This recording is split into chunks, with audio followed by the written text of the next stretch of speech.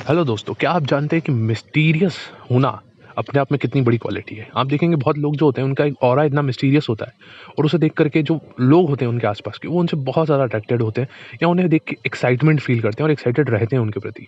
लेकिन क्या है ना कि आज के ज़माने में लोग इस चीज़ को समझना बहुत भूल गए हैं।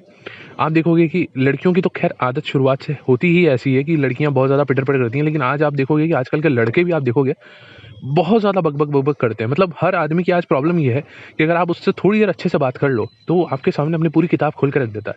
और फिर लोगों का ये प्रॉब्लम होता है कि सर, सामने वाले ने मुझ में इंटरेस्ट लिया, थोड़ी देर मुझसे बात करी और उसके बाद फिर उसका इंटरेस्ट पूरी तरह से खत्म हो गया। ऐसा क्यों हो गया? वो इसलिए हो गया बिकॉज़ आपने अपनी सारी गाथा सुना दी। और एक इंसान को अगर आप इस तरह से देखोगे ना, एक इंसान के अंदर डिस्कवरी करने की, यानी कि कुछ खोजने की, जो जो चीज़ ज्ञात नहीं है उसे ज्ञात करने की जो ललक है ना, वो जो कीड़ा है ना, वो शुरुआत से है, आदिकाल से है। तभी आप देखिए आज साइंस इतना एडवांस्ड है ना? खोज करने की जो प्रवृत्ति है ना, वो इंसान में शुरू से ही है और वो अच्छा लगता है इंसान को। तो किसी भी इंसान का आप में इंटरेस्ट तब तक बना रहेगा जब तक आप उनके लिए मिस्टीरियस हैं। ठीक है? और मिस्टीरियसनेस को एक नेगेटिव नज़र से भी लोग देखते हैं। नेगेटिव नज़र से इसलिए देखते हैं कि आप देखेंगे कि उनको ऐसा लगता है कि कहीं न कहीं मिस्टीरियस होना मतलब कि किसी कोने में जाके बैठ जाओ, अजीबो-गरीब हरकतें करने लगो, एकदम मतलब ऐसे मतलब है ना अंडरटेकर टाइप दिखने लग जाओ, तो लोग आप इंटरेस्ट लेंगे। नहीं, नहीं, नहीं, ऐसा नहीं है। और बहुत सारे लोग यूट्यूब पे वीडियोज़ देखते हैं और समझते नहीं हैं, इस कॉन्सेप्ट को डीप में जाके नहीं समझते कि अच्छा कहना क्या चाह रहा है बंदा। वो बस सुन लिया, और इसलिए कहूँगा वीडियो एंड तक देखना ना, मतलब ऐसे स्किप मत करना। तो लोग क्या करते हैं, बस खाली वीडियो देख लिया, उससे समझ लिया अच्छा हाँ मिस्टीरियस बनना है इसका मतलब, ओके। तो मतलब ज़बरदस्ती फोर्सफुली चीज़ों को करने लगते हैं और उसके वो मूर्ख बनते हैं और कुछ नहीं है। लोग और हँसी के पात्र बनते हैं, लोग उनकी हँसी उड़ाते हैं। और ख़ास करके आप देखोगे आजकल, और एक और क्वालिटी मैं देखता हूँ कि आजकल लड़कों में ये पता नहीं लोगों ने चला दिया है कि फ़नी होना अपने आप में मतलब लड़कियों को बहुत अट्रैक्टिव है। आप अगर फ़नी हैं, आप उसे हँसाते हो, तो इसका मतलब लड़की आप पे पागल हो जाएगी।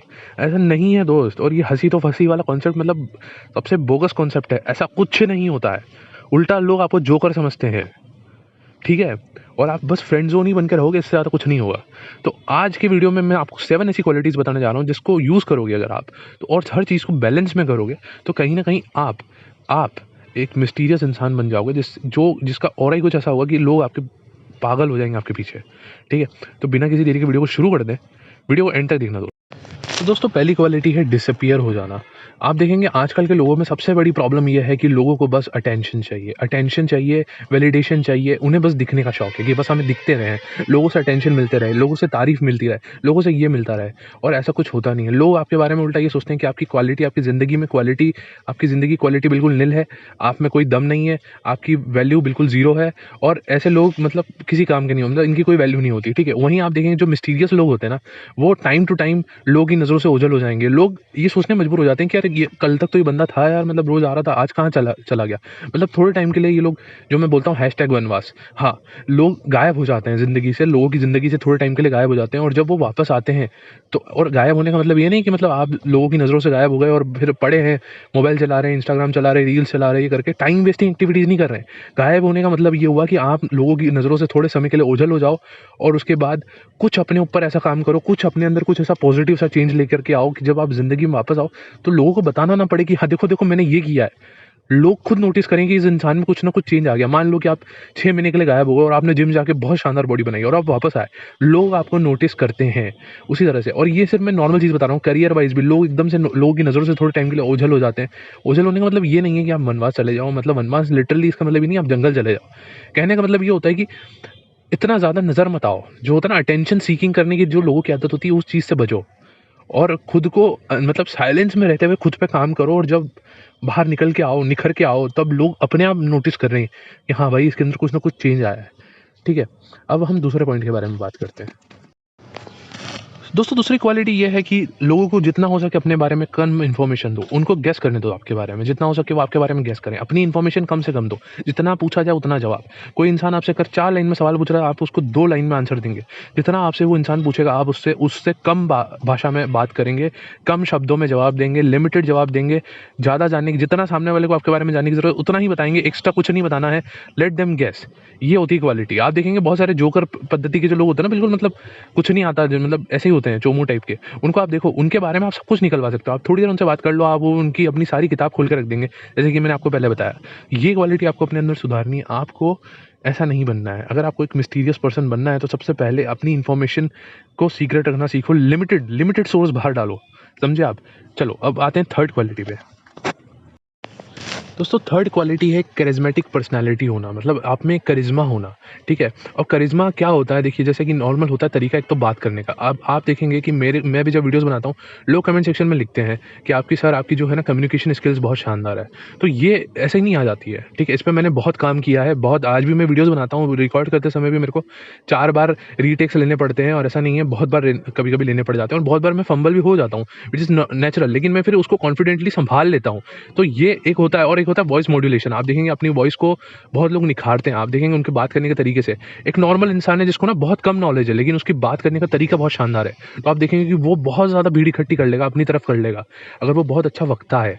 और वहीं अगर कोई और इंसान है जिसको बहुत नॉलेज है, लेकिन उसे अपनी बात रखना नहीं आती, उसको अपनी पर्सनैलिटी कैरी करना नहीं आता, तो लोग उसे चोमू ही समझते हैं, चाहे वो कुछ भी कर ले, उसको लोग पप्पू समझने लग जाते हैं। समझे आप? तो आपको खुद को कैरी करना एक करिश्मा के साथ में, अपनी अपनी वॉइस कैसे आप कैसे बात करते हैं, आप कैसे चलते हैं, आप कैसे बैठते हैं, आप कैसे अपने आप को कैरी करते हैं।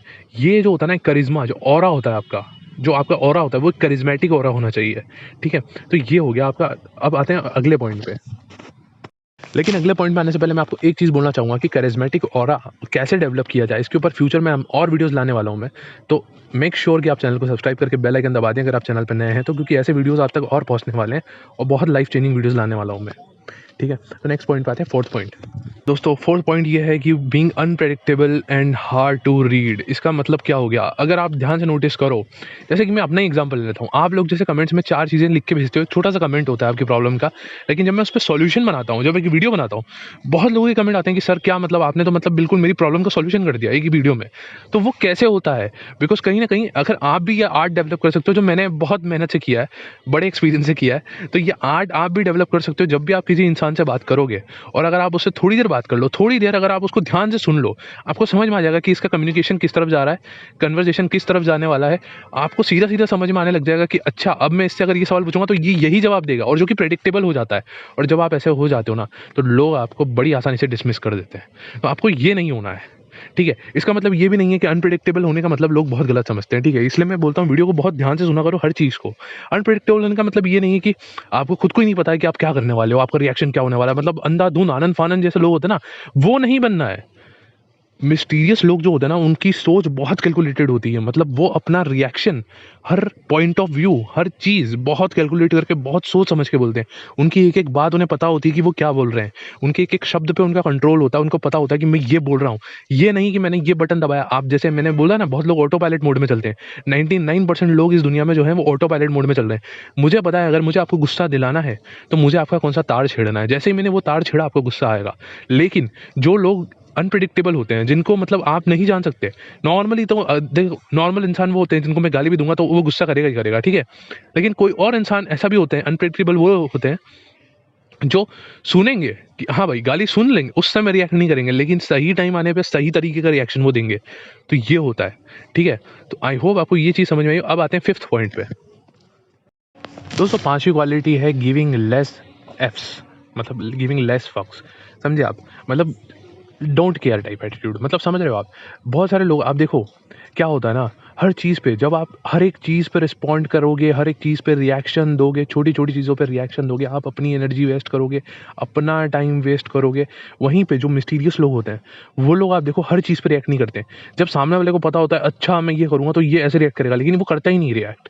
उसको ज़रूरी नहीं लगता। जब आप छोटी-छोटी चीज़ों पर रिएक्ट करना बंद कर देते हो और अपने रिएक्शंस और अपने इमोशंस को अपने कंट्रोल के अंडर में ले आते हो, तो आप सामने वाले इंसान के कंट्रोल से बाहर निकल जाते हो। सामने वाला इंसान अब आपको मैनिपुलेट नहीं कर सकता, अब आपको कंट्रोल नहीं कर सकता। और ये क्वालिटी आपके अंदर की जो मिस्टीरियसनेस है, उसको समझ नहीं आता कि अच्छा, इस इंसान को कंट्रोल करूँ तो करूँ कैसे? इस इंसान को अपने दबाव में लाऊँ तो लाऊँ कैसे? इस इंसान को अपने हिसाब से चलाऊँ तो चलाऊँ कैसे? जब ये चीज़ सामने वाले के हाथ से निकल जाती है, तब आप उसके लिए अट्रैक्टिव बन जाते हो। तब वो इंसान आपके पीछे लग जाता है आपको जानने के लिए कि इसके अंदर क्या वो बात है। समझे आप? अब आते हैं नेक्स्ट पॉइंट पे। दोस्तों अगली और छठी क्वालिटी है बाज के जैसी नज़र होना। दोस्तों एक कहावत है कि जो तोता होता है ना, वो बस खाली पिटर पिटर पिटर पिटर करता रहता है, लेकिन वो आसमान की ऊंचाइयां नहीं छू सकता। वहीं बाज शांत रहता है, इसीलिए वो आसमान की ऊंचाइयों तक छू पाता है और उसकी नज़र बहुत तेज़ होती है। तो आपको बाज वाली नज़र डेवलप करनी होगी अपने अंदर। मतलब आप अगर 10 लोगों के बीच में बैठे हो तो ऑब्जर्वेंट बनना सीखो, ऑब्जर्व करना सीखो, बजाय इसके कि अपना बस मुंह चलाते रहते हैं। आप देखेंगे बहुत लोग बस खाली मुंह चलाते रहते हैं, उन्हें आसपास क्या हो रहा है वो पता ही नहीं चल रहा है। लोग उनके मजे ले रहे हैं, लोग उनकी मजाक उड़ा रहे हैं, आपको पता ही नहीं चल रहा है। आपको अगर ज़िंदगी में कुछ बड़ा हासिल करना है तो सबसे पहले तो जैसे मैंने आपको पहले एक पॉइंट बताया कि अपनी इन्फॉर्मेशन जितनी हो सके उतनी कम बाहर बाँटो, ठीक है? जितना हो सके अपनी लिमिटेड इन्फॉर्मेशन अपने बारे में बाहर दिखाओ। तो उतना ही उस चीज़ को आप इस पॉइंट के साथ कंपेयर करो कि सिर्फ़ अपनी इन्फॉर्मेशन कम बाहर देने से काफ़ी नहीं है। आपको जितनी हो सके उतनी इन्फॉर्मेशन गैदर भी करनी है आस-पास वालों की। आप जिस भी इंसान से डील कर रहे हो उसे आप बहुत बारीकी से, बाज़ की नज़र के साथ ऑब्ज़र्व करोगे कि वो इंसान कैसा है। छोटी से छोटी बारीकी आप उसकी लोगे अपने अंदर, तब जाके आप एक मिस्टीरियस इंसान बन जाते हो उस इंसान की नज़रों में, ठीक है? अब आते हैं आखिरी पॉइंट पे, यानी कि जो है 7वां पॉइंट।